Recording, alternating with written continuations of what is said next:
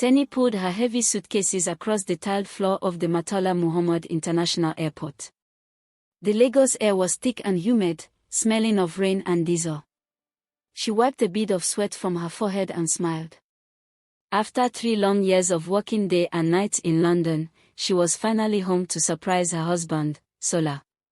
She had not called him because she wanted to see the look of pure joy on his face when she walked through their front door. She waved down a yellow taxi and gave the driver her address in Lekki. As the car crawled through the famous Lagos traffic, Teni clutched her handbag, which contained a gold watch she had bought as a homecoming gift for Sola. The taxi finally stopped in front of a beautiful white gate. Teni paid the driver and walked quietly toward the front door. She noticed a pair of bright red high heels sitting on the porch. They looked familiar, but she shook the thought away. She used her spare key to turn the lock slowly. The house smelled of expensive perfume and fresh jollof rice. Teni walked into the living room, expecting to find Sola watching the evening news. Instead, she saw a woman in a silk robe sitting on the sofa, scrolling through her phone. The woman looked up, and the phone slipped from her hand, crashing onto the rug. It was Funk, Teni's best friend since primary school. "Teni, what are you doing here?" Funk stammered, her face turning pale. Before Teni could answer, she heard the sound of the shower stopping in the master bedroom. Sola walked out into the hallway, drying his neck with a towel. He was wearing only a sarong.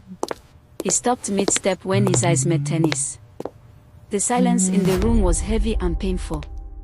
Teni looked from her husband to her best friend, her heart racing like a drum. "I came home to my husband," Teni said, her voice trembling. "But it seems I walked into another woman's house." The heavy silence of the living room shattered as Teni's suitcase handle clicked loudly against the floor. Sola stood frozen in the hallway, his skin still damp from the shower and a patterned sarong wrapped loosely around his waist. Funk, sitting on the navy sofa in her ruby red silk robe, tried to pull the fabric over her knees, but her terrified eyes could not leave Teni's face. "Is this why you stopped answering my video calls?" Teni asked, her voice as sharp and cold as a blade. Sola finally took a step forward, his hands reaching out in a pleading gesture, but his deep-set eyes looked at the floor in shame. The luxury of the marble floors and the bright Lagos sun felt like a mockery of the darkness in Teni's heart.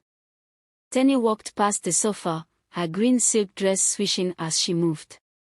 She stopped when she saw a familiar gold jewelry box on the glass coffee table. It was her own box.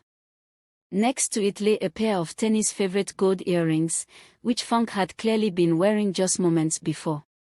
"You didn't just take my husband, Funk," Teni whispered, looking at her childhood friend with pure disgust.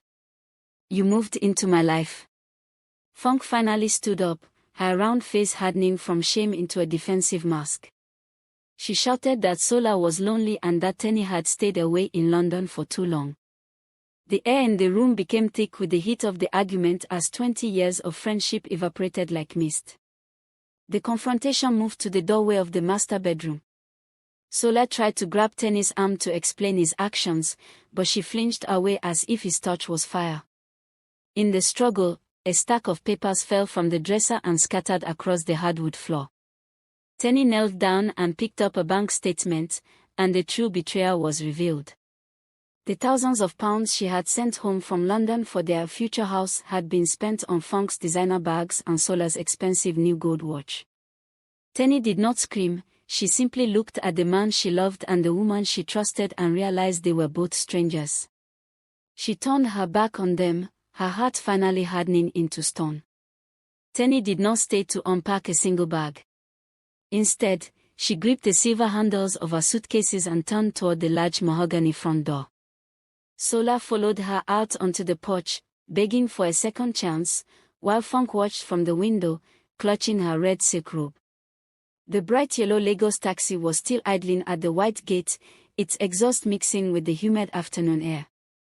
Teni did not look back at the beautiful white villa she had worked so hard to build. She realized that the house was just a shell and her real home was the strength she carried inside. She stepped into the taxi and told the driver to drive away. 6 months later, Teni sat at a small, sun-drenched cafe in Victoria Island. She looked elegant in a new yellow dress, her heart-shaped face glowing with a peace she had never known before. She scrolled through her phone and saw a news update. The white villa in Lekki had been sold because Sola could not keep up the payments without Teni's salary. He and Funk were gone, their relationship ruined by the weight of their own greed. Teni took a slow sip of her drink and looked out at the blue Atlantic Ocean. She had lost a husband and a friend, but she had finally gained herself. Destiny had cleared out the weeds to let a new life grow.